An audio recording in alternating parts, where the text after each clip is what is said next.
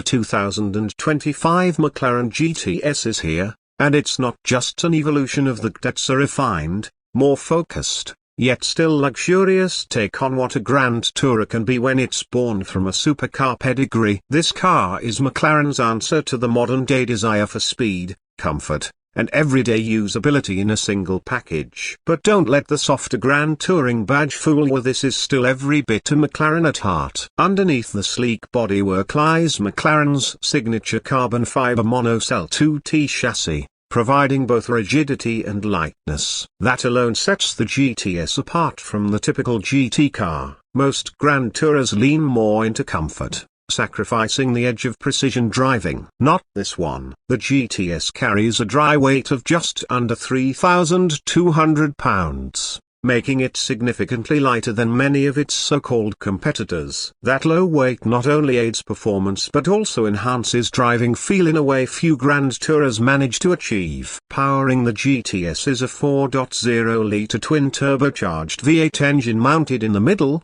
producing 626 horsepower and 465 pound-feet of torque. That's a 15 horsepower bump from the outgoing GT. It rockets from 0 to 60 miles per hour in just 3.1 seconds, with a top speed of 203 miles per hour. That's supercar territory. Yet this same car offers a front trunk and rear luggage space totaling over 20 cubic feet. Enough for golf bags or a couple of carry-ons. That dual personality is what makes the GTS so interesting. One moment, it's hugging apexes on canyon roads. The next, it's cruising effortlessly on the highway, Bluetooth connected and seat heaters on.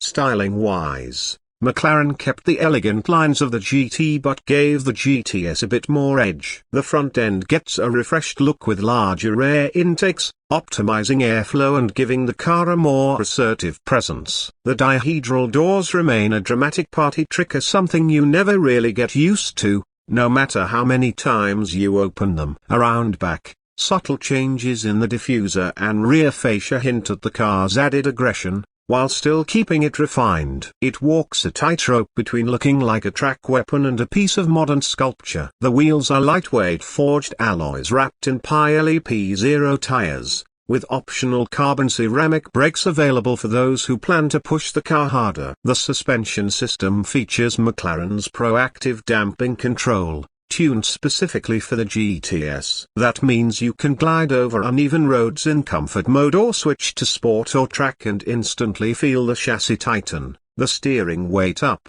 and the car transform into something far more visceral.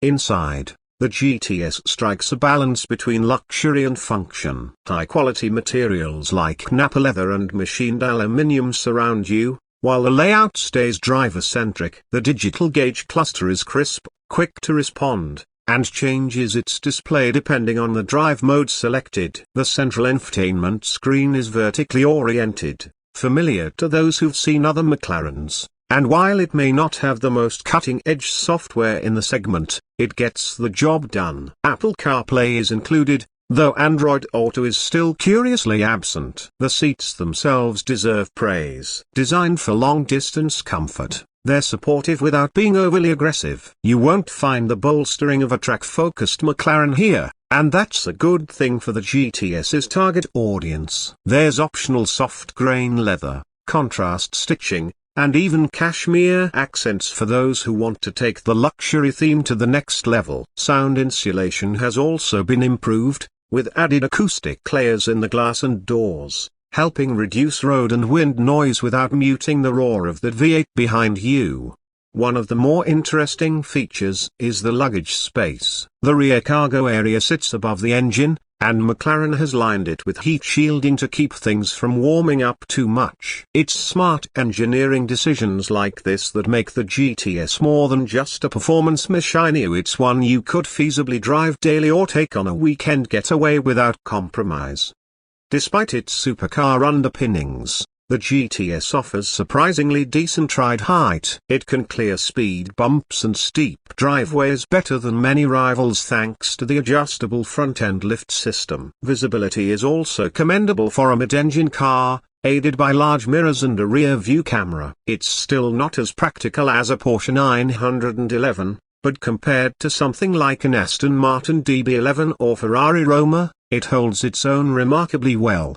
What truly sets the McLaren GTS apart, though, is the driving experience. McLaren has always been known for its communicative steering and chassis feedback, and the GTS continues that tradition. Even in its most relaxed setting, the steering feels alive, transmitting every nuance of the road. In sport or track mode, the response sharpens, the gear shifts become more urgent, and the car hunkers down. It's a reminder that this isn't just a tourer, it's a performance machine capable of running with the best of them. In corners, the car feels balanced and composed. There's minimal body roll, and the weight distribution gives it a planted feel even under hard braking or aggressive acceleration. The brake-by-wire system, which McLaren has refined over the years, provides excellent feedback and modulation, making it easy to drive smoothly at the limit.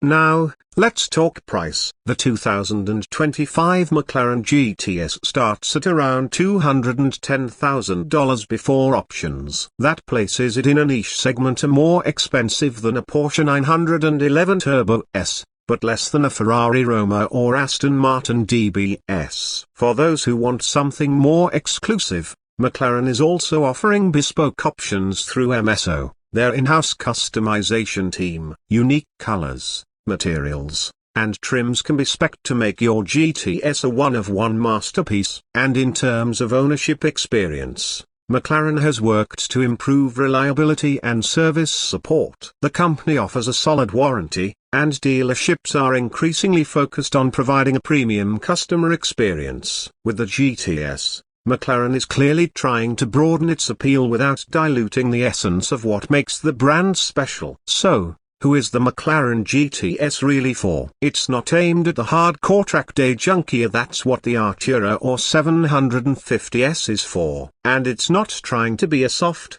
plush cruiser either. Instead, the GTS sits confidently in the middle. It's for the driver who wants performance and style but doesn't want to sacrifice comfort or daily usability. It's for someone who values design, engineering, and speed but also wants to be able to pick up groceries or enjoy a long-distance road trip without back pain. It's rare to find a car that can make you feel something on a twisty back road and still make your morning commute enjoyable. The McLaren GTS does just that. It doesn't shout for attention, it earns it, through craftsmanship, engineering, and a deep understanding of what driving enthusiasts want in 2025. If you're in the market for something unique, something that blends performance with real-world usability, the 2025 McLaren GTS deserves a serious look. It's not just a GT car, it's a McLaren GT car, and that means something.